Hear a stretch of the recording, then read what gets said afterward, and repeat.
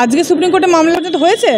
হ্যাঁ, ডাক্তারবাবুরা মিছিল করতে পারবেন, সেটা হাইকোর্ট থেকে পারমিশন পেয়েছেন, মানে সেই অনুমতি পেয়েছেন। হ্যাঁ, ডাক্তারবাবুরা সেই অনুমতি পেয়েছেন, মিছিল করতে পারবেন। এটা তো পিসফুল প্রোটেস্ট, তো যে কেউ করতে পারে, এটা তো সাংবিধানিক রাইট, সাংবিধানিক। এটা তো পারমিশন ছাড়াও সেটা করা যেত।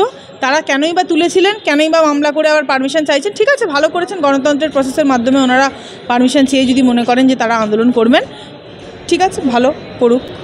মানুষ বিভ্রান্তি হয়ে আছে, মানুষকে ভুলিয়ে দেওয়ার এগুলো একটা প্রচেষ্টা। মানুষ অনেকটা আন্দোলন কমেও গেছে, অনেক ঠান্ডাও হয়ে গেছে, সবাই উৎসবেও অনেকে বেশিরভাগই মানুষ মেতে উঠেছেন।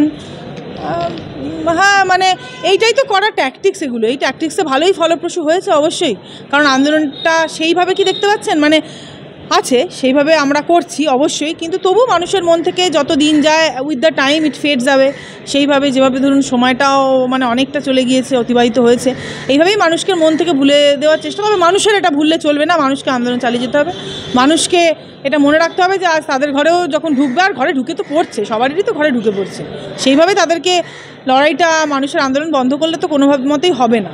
তবে যেটা বলছেন অধীর আগ্রহে অপেক্ষা করছে, সেটা জুডিশিয়ারি দেখবে, জুডিশিয়াল পার্ট, জুডিশিয়াল একক অঙ্গ, তাকে আমাদেরও কিছু বলার নেই। সেটা তারা যেভাবে বুঝবে তারা নিশ্চয়ই করবে। আমরা দেখেছি আরজিকর কাণ্ডে অনেক মানুষ তাকিয়েছিলেন যে আজকের রায়টা হবে, যেহেতু 30 তারিখ আজকে রায় হওয়ার কথা ছিল, কিন্তু এখনও পর্যন্ত রায় হলো না। কি বলবেন? আমি আর কি বলবো বলুন, আমরা ছোটোখাটো মানুষ, ছোটোখাটো আইনজীবী, আমরা এই যাই হোক যেভাবে হোক আমরা আমাদের প্রফেশনটাকে চালাই বা আমাদের ঘর চালাই। আমাদের কথা এখানে খুবই ইররিলেভেন্ট, আমাদের কথার কোনো যৌক্তিকতাও থাকা উচিত নয়। হ্যাঁ, বড় বড় মানুষদের বড় বড় ব্যাপার, জুডিশিয়ারির বিশাল মহামান্য গণ্যমান্য জজ সাহেবরা আছেন, মানে সুপ্রিম কোর্টেও হাইকোর্টেও বিভিন্ন জায়গায়, তারা যেরকম প্রসেস মনে করবেন। আমি একজন সাধারণ মানুষ হিসেবে আমি যদি কালো কোর্টটা খুলেও আপনাকে বলি যে আমি চাই বিচার, আমি একজন নারীর রক্ত, আমি একজন নারী, সর্বপ্রথম আমি একজন নারী, তাহলে এইটা যদি আমি আজকে বলিও, তো সেটা কে শুনবে বা কে বুঝবে? আইন বলবে, আইনের মতে চলবে, এবং আইনের মত হচ্ছে যতক্ষণ না until proved guilty, and accused until proved guilty, মানে যতক্ষণ না পর্যন্ত সে গিলটি প্রুভ হচ্ছে ততক্ষণ পর্যন্ত তাকে আমরা কনভিক্টেড, মানে তাকে আমরা বলতে পারি না যে সে মানে সত্যিই কোনো অন্যায় করেছে। এই যে আইন ব্যবস্থার কাঠামো, সেই কাঠামোগত দিক থেকে আইন ব্যবস্থায় মানে শুধুমাত্র ওই শাস্তিটা বাড়িয়ে ডেথ পেনাল্টি করে দেবো আমি, মানে ফাঁসি করব যখন সে প্রমাণিত হবে, এটা না করে এই যে ফাঁক ফোকরগুলো, এভিডেন্স ট্যাম্পারিং থেকে শুরু করে গ্রাসরুট লেভেল থেকে ওই পরিকাঠামোটা অনেকটা স্ট্রিক্ট হতে হবে। এক্ষেত্রে তো প্রশাসনিক দায়িত্বটাকে অস্বীকার করা কোনো মতেই যায় না, কারণ স্বাস্থ্যমন্ত্রী বা পুলিশ মন্ত্রী তাদের দায়িত্ব থেকেই যায়। সেইগুলো সব টপকে আমরা হঠাৎ করে জুডিশিয়ারির কাছে বিচার চাইতে চলে যাওয়াটা বোকামি। আজকে সুপ্রিম কোর্টে মামলা এখনও পর্যন্ত হয়েছে? আচ্ছা, সেটা জানা যাবে। আমি এখন অবধি যতটুকু জানি এখনও পর্যন্ত হয়নি শুনানি, এবার যদি হয় সেটা জানা যাবে। হ্যাঁ, ডাক্তারবাবুরা মিছিল করতে পারবেন, সেটা হাইকোর্ট থেকে পারমিশন পেয়েছেন, মানে সেই অনুমতি পেয়েছেন। হ্যাঁ, ডাক্তারবাবুরা সেই অনুমতি পেয়েছেন, মিছিল করতে পারবেন। এটা তো পিসফুল প্রোটেস্ট, তো যে কেউ করতে পারে, এটা তো সাংবিধানিক রাইট, সাংবিধানিক। এটা তো পারমিশন ছাড়াও সেটা করা যেত। তারা কেনই বা তুলেছিলেন, কেনই বা মামলা করে আবার পারমিশন চাইছেন? ঠিক আছে, ভালো করেছেন, গণতন্ত্রের প্রসেসের মাধ্যমে ওনারা পারমিশন চেয়ে যদি মনে করেন যে তারা আন্দোলন করবেন, ঠিক আছে, ভালো করুক।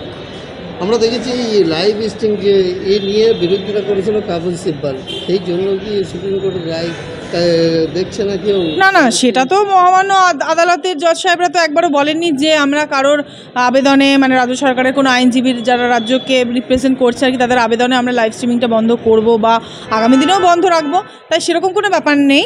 শুনানির কোনো খবর পাচ্ছি না, এবার আশা করা যাচ্ছে শুনানি হলে ডেফিনেটলি আমরা সেটা জানতে পারবো, কারণ আমি নিজেও ওখানে মানে পিটিশনার ইন পার্সন আর কি, সুপ্রিম কোর্টে যে সুমোটো মামলাটা নেওয়া হয়েছে কগনিজেন্স নিয়ে, তো সেখানে আমারও তো বক্তব্য আছে, সেটাও রাখার আছে। তো আমিও অপেক্ষা করছি, সাবমিশন রাখবো। এবার মামলা জানি না, এখনও পর্যন্ত তো যেটা শুনছি এখনও পর্যন্ত হয়নি মামলা।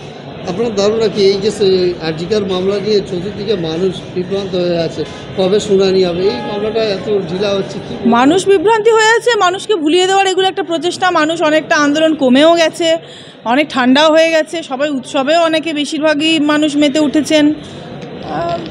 হ্যাঁ, মানে এইটাই তো করা ট্যাকটিক্স, এগুলো এই ট্যাকটিক্সে ভালোই ফলপ্রসূ হয়েছে অবশ্যই। কারণ আন্দোলনটা সেইভাবে কি দেখতে পাচ্ছেন, মানে আছে সেইভাবে আমরা করছি অবশ্যই, কিন্তু তবু মানুষের মন থেকে যত দিন যায়, with the time it fade যাবে। সেইভাবে যেভাবে ধরুন সময়টাও মানে অনেকটা চলে গিয়েছে, অতিবাহিত হয়েছে, এইভাবেই মানুষকে মন থেকে ভুলে দেওয়ার চেষ্টা। তবে মানুষের এটা ভুললে চলবে না, মানুষকে আন্দোলন চালিয়ে যেতে হবে। মানুষকে এটা মনে রাখতে হবে যে আজ তাদের ঘরেও যখন ঢুকবে, আর ঘরে ঢুকে তো পড়ছে, সবারই তো ঘরে ঢুকে পড়ছে, সেইভাবে তাদেরকে লড়াইটা, মানুষের আন্দোলন বন্ধ করলে তো কোনোভাবে মতেই হবে না। তবে যেটা বলছেন অধীর আগ্রহে অপেক্ষা করছে, সেটা জুডিশিয়ারি দেখবে, জুডিশিয়াল পার্ট, জুডিশিয়াল একক অঙ্গ, তাকে আমাদেরও কিছু বলার নেই, সেটা তারা যেভাবে বুঝবে তারা নিশ্চয়ই করবে। আমরা দেখেছি এই পুজোর সময় আরজিকর কাণ্ড নিয়ে বিভিন্ন জায়গায় কলকাতা এরিয়ায় 144 ধারা এবং বিভিন্ন করেছে। 144 ধারাটা হয়েছে তো, বিভিন্ন জায়গায় হ্যাঁ আমিও সেটাই শুনেছি, মানে আমি তোমার কাছে কনফার্ম করছি, মানে 144 ধারা যেটা হয়েছে সেটা তো এখন অবধি বলছে সেটাই তো লাগু থাকবে। তাহলে কিভাবে সম্ভব আমাদের পুজো উৎসব সেলিব্রেট করা? বা সেলিব্রেটের থেকেও বড় কথা, সেলিব্রেশনটা ইম্পর্টেন্ট নয়, উৎসবটা আমরা ভুল কথা যে আমরা সেলিব্রেট করি, উৎসব যেটা সেটা আমরা পালন করি, মানে এটা আমাদের রেসপন্সিবিলিটি, মানে নিয়ম যেটা, রিচুয়াল যেটা, তা রিচুয়াল তো অবশ্যই আমাদেরকে পালন করতে হবে। তা দুর্গাপুজোর মতন একটা পুজোয় যেখানে রিচুয়াল পালন করতে গেলেই মিনিমাম 50 থেকে 100টা লোক লাগে, সেখানে এইরকম একটা ধারা, মানে এইরকম 144 ধারা জারি করে মুখ বন্ধ করার কি মানে, সেটা ঠিক মানে বুঝতে পারছি না কেন এরকম করছেন এবং এটা কতটা যুক্তিসঙ্গত। এটা তো আমার মতে একটা বাঙালির একটা আবেগ, দুর্গাপুজো তো বাঙালিরও একটা আবেগ, তো সেই বাঙালির ভাবাবেগেও কোথাও গিয়ে তো অবশ্যই আঘাত পড়ছে। আমরা দেখেছি এই আরজিকর কাণ্ড নিয়ে অনেক মানুষ তাকিয়েছিলেন যে আজকের রায়টা হবে, যেহেতু 30 তারিখ আজকে রায় হওয়ার কথা ছিল, কিন্তু এখনও পর্যন্ত রায় হলো না, কি বলবেন? আমি আর কি বলবো বলুন, আমরা ছোটোখাটো মানুষ, ছোটোখাটো আইনজীবী, আমরা এই যাই হোক যেভাবে হোক আমরা আমাদের প্রফেশনটাকে চালাই বা আমাদের ঘর চালাই, আমাদের কথা এখানে খুবই ইররিলেভেন্ট, আমাদের কথার কোনো যৌক্তিকতাও থাকা উচিত নয়। হ্যাঁ, বড় বড় মানুষদের বড় বড় ব্যাপার, জুডিশিয়ারির বিশাল মহামান্য গণ্যমান্য জজ সাহেবরা আছেন, মানে সুপ্রিম কোর্টেও হাইকোর্টেও বিভিন্ন জায়গায়, তারা যেরকম প্রসেস মনে করবেন। আমি একজন সাধারণ মানুষ হিসেবে আমি যদি কালো কোর্টটা খুলেও আপনাকে বলি যে আমি চাই বিচার, আমি একজন নারীর রক্ত, আমি একজন নারী, সর্বপ্রথম আমি একজন নারী, তাহলে এইটা যদি আমি আজকে বলিও তো সেটা কে শুনবে বা কে বুঝবে? আইন বলবে আইনের মতে চলবে, এবং আইনের মত হচ্ছে যতক্ষণ না until proved guilty, and accused until proved guilty, মানে যতক্ষণ না পর্যন্ত সে গিলটি প্রুভ হচ্ছে ততক্ষণ পর্যন্ত তাকে আমরা কনভিক্টেড, মানে তাকে আমরা বলতে পারি না যে সে মানে সত্যিই কোনো অন্যায় করেছে। এই যে আইন ব্যবস্থার কাঠামো, সেই কাঠামোগত দিক থেকে আইন ব্যবস্থায় মানে শুধুমাত্র ওই শাস্তিটা বাড়িয়ে ডেথ পেনাল্টি করে দেবো আমি, মানে ফাঁসি করব যখন সে প্রমাণিত হবে, এটা না করে এই যে ফাঁক ফোকরগুলো, এভিডেন্স ট্যাম্পারিং থেকে শুরু করে গ্রাসরুট লেভেল থেকে ওই পরিকাঠামোটা অনেকটা স্ট্রিক্ট হতে হবে। এক্ষেত্রে তো প্রশাসনিক দায়িত্বটাকে অস্বীকার করা কোনো মতেই যায় না, কারণ স্বাস্থ্যমন্ত্রী বা পুলিশ মন্ত্রী তাদের দায়িত্ব থেকেই যায়, সেইগুলো সব টপকে আমরা হঠাৎ করে জুডিশিয়ারির কাছে বিচার চাইতে চলে যাওয়াটা বোকামি। না, সকলেই জানেন যে সামনে পুজো, সারা রাস্তা জুড়ে প্রতিবাদ চলছে, সেই সময় একটা ব্ল্যাঙ্কেট 144-এর অর্ডার, পুরনো আইনে 144 এবং 163-তে ব্যান করেছে, এক জায়গায় জমায়েত করা যাবে না। সকলেই জানি যে পুজোয় আমরা লাইন দিয়ে ঠাকুর দেখতে বেরোই, সাধারণ মানুষ উৎসব করতে বলেছেন কয়েকদিন আগে দিদিমণি, মানুষ প্রতিবাদকে উৎসবের অংশ করে নিয়েছেন। সেই সময় যখন মানুষ প্রতিবাদকে উৎসবের অংশ করে নিয়েছে, তখন যাতে দুর্গাপুজোতেও যেন মানুষ যেতে না পারে তার জন্য এই ধরনের আটকানো। আর আপনারা জানেন প্রতিদিন এই ধরনের প্রতিবাদ চলছে, সুপ্রিম কোর্ট ডিরেকশন দিয়ে যাতে পিসফুল প্রোটেস্ট করতে পারে সবাই, ফলে সুপ্রিম কোর্টের নির্দেশটাকেও অমান্য হচ্ছে। আর এই ধরনের ব্ল্যাঙ্কেট 144 আসলে মানুষের গণতান্ত্রিক অধিকারকে খর্ব করে নেওয়া হচ্ছে, যেটা শুরু থেকেই এই প্রচেষ্টা ছিল, বিভিন্ন ফর্মে ছিল, এখন আরও একবার দেখা গেল। যেটা যে জায়গাগুলোর কথা বলা হয়েছে, বউবাজার, হেয়ার স্ট্রিট, এই সমস্ত চত্বরে রাজভবন, হাইকোর্ট, এরকম জায়গাগুলি রয়েছে। তো এই ধরনের বিষয়, এই ধরনের বিজ্ঞপ্তি পুলিশের পক্ষ থেকে দাবি করা হচ্ছে, আগেও হয়েছে, যেখানে 5 জনের বেশি জমায়েত এমনিতেই করা যায় না, এবং বড় পুজোও এখানে তেমন হতে হয় না। কলকাতা পুলিশের ওয়েবসাইটে যে পুজোর তালিকা দেওয়া আছে সেটা যদি ঘাটা যায় তাহলেই বোঝা যাবে যে এই অঞ্চলে বেশ কয়েকটি পুজো হয়, গুরুত্বপূর্ণ পুজো হয়, এবং তাছাড়াও আমরা বেশ ছোটোখাটো পুজো প্রতি গলিগলিতে হয়। ফলে পুজোর সময় সাধারণ মানুষ এখন বাজার করতে বেরিয়েছে, সাধারণ মানুষ পুজোতে অংশগ্রহণ করবে, এই সময় কোনো বেসিস ছাড়া, কোনো মেটেরিয়ালস নেই। এখনও পর্যন্ত কেউ বলতে পারবে না এই বিগত কয়েক মাস ধরে যে প্রতিবাদ চলছে কোথাও অশান্তি হয়েছে।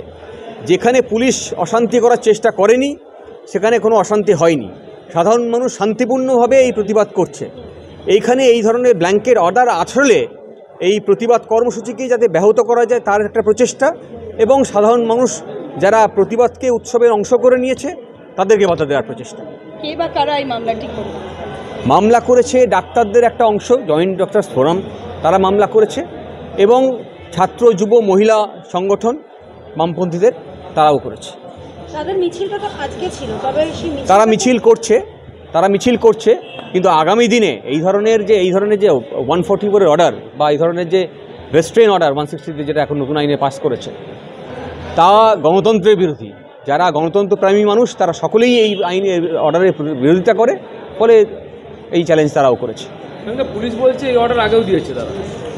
আগে দিক বা পরে দিক, অন্যায়টা অন্যায়। গণতান্ত্রিক দেশে যদি আগে একটা অর্ডার দিয়েছিল বলে এখন সেটা করতে পারে, এটা হতে পারে না।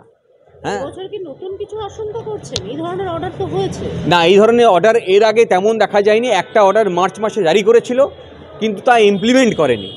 আপনারা সকলেই জানেন এই অঞ্চলে কোনো রেস্টুরেন্ট ছিল না। কাগজে একটা অর্ডার পাস করে রাখলাম, তার একটা আছে বিষয়, কিন্তু এই ধরনের কোনো অর্ডার এখনও পর্যন্ত কোনো দিন ইমপ্লিমেন্ট করেনি। এই ধরনের অর্ডার এখন বার করা হয়েছে গতকাল মধ্যরাত্রে। আর এটার উদ্দেশ্য খুব ভালো নয়। এটাই আমরা পুলিশের যে বিগত দিনের কন্ডাক্ট, তার থেকে আমরা বুঝতে পারি যে এই ধরনের একটা প্রহিবিটরি অর্ডার বার করা শুধুমাত্র গণতন্ত্রকে খর্ব করা নয়, আসলে একটা কুমতলব নিয়ে এই ধরনের অর্ডার বার করা হয়েছে, যাতে আগামী দিনে যারা গণতন্ত্রপ্রেমী মানুষ তাদেরকে ইমপ্লিকেট করা যায় ক্রিমিনাল কেসে। তার জন্য এই ধরনের অর্ডার বের করা হয়েছে।